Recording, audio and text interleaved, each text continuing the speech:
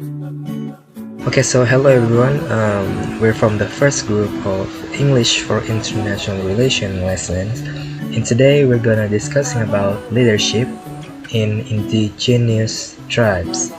So the first thing we have to know is that leadership is important in every society, including among indigenous tribes.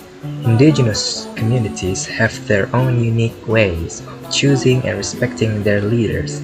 These leaders are not always chosen by votes or power, but often based on wisdom, experience, and respect from the community.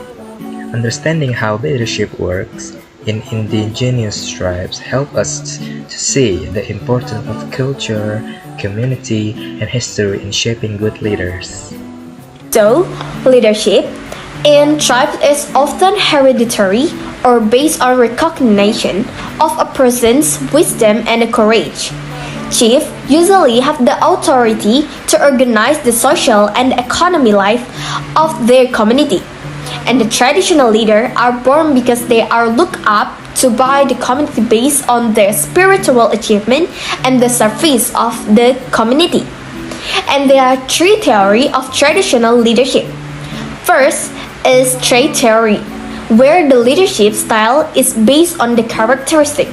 And for example, is intelligence, courage, and charisma. And the second one is behavioral theories, where the leadership style that focus on behavior. And the third one is situational theories, where the leadership style tailored to the situation and the condition. Example, Chief Powhatan, the father of Pocahontas, who ruled through a combination of power, diplomacy, and strategic alliances. He controlled the confederacy of tribes, collecting tribute and maintaining order by a combination of force and negotiation. While he wielded significant power, his authority was not absolute, and he relied on diplomacy and marriage alliances to consolidate his control. So, the diplomacy efforts and the marriage strategies. Powhatan strategically married his relatives to the daughters to chieftains to strengthen alliances and ensuring his family's influence with the confederacy. The diplomatic efforts, such as how he employed diplomacy and negotiation to maintain peace and stability within his territories.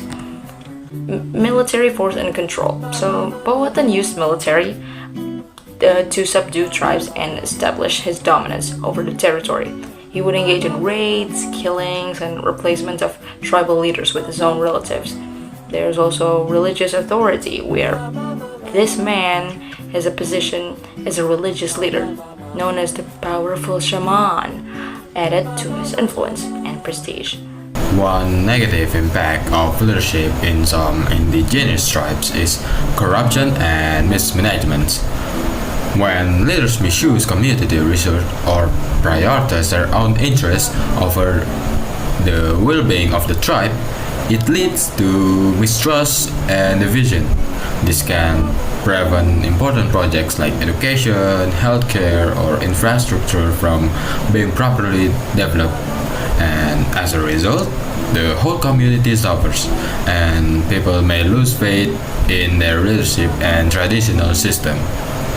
The preservation of indigenous tribal culture through deliberated decision with outcomes that favor collective interests, but is easily destabilized as it is vulnerable and difficult to adapt to external factors. So it means that leadership in that situation really put their society first. They always sided with the people, not the elite. But this kind of leadership is vulnerable to external factors that they cannot adapt to what happened outside their region. They cannot adapt very easily. They have to negotiate like in a very long term to understand why they have to adapt, why they have to do it. The leadership of indigenous people is unique and diverse, influenced by their cultural beliefs, tradition, and values. Leadership in indigenous cultures often revolves around respect for land, spirituality, and community rather than power of hierarchical structure.